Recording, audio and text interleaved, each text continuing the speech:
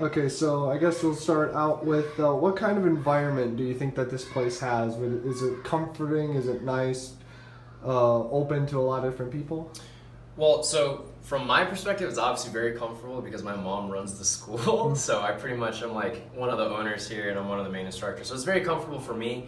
And I also think the general vibe of the studio is also very comfortable, mainly because part of our program is to build character in Kung Fu. And so we'll meet kids wherever they're at. You know, sometimes we have some really well-behaved kids. Sometimes we have some like really, silly kids like to run around and not listen to anything you say.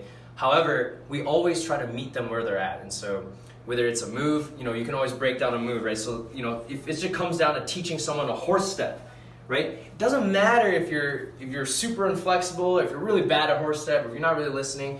The whole point of Kung Fu is kind of building character starting from a young age.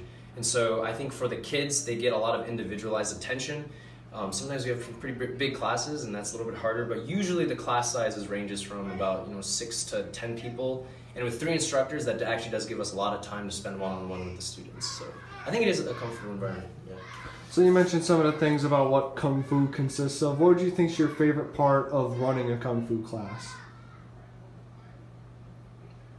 Ooh, that's a good question. I think so. It doesn't happen that often, but every once in a while we'll have a class where there's not that many students, and it's probably one of the best feelings that I've had in Kung Fu, or my favorite parts, is when you see a student and you help them. They do it, but you help them push themselves past what they thought they could do. I've definitely had, I'm going to leave his name out for confidentiality purposes, but there's one student who said, I can't do this double flanking. He was getting really ticked off, and he was pretty upset because he wasn't able to jump high enough to land on one leg for this one kick that we have.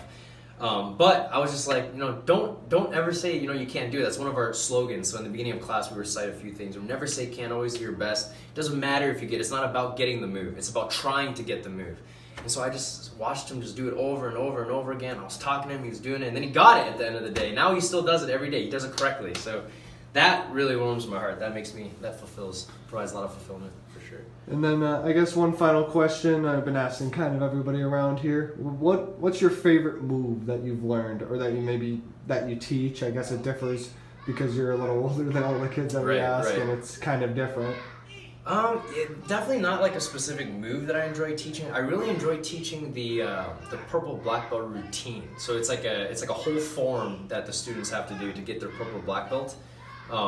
And I don't know, I can't do it in this narrow hallway, but it's a very long and elaborate routine. It has a lot of jump techniques where they have to jump up in the air, do a kick, and then land on their side. So if you ever jumped up and not landed on your feet, it's a pretty scary experience. So I think that routine, it's not only really long, but there's also a lot of difficult movements, and that's why I enjoy teaching it, because the students themselves are almost surprised at what they're able to do, because everyone ends up passing their purple black belt with enough time and practice, right? So I think that's one of my favorites.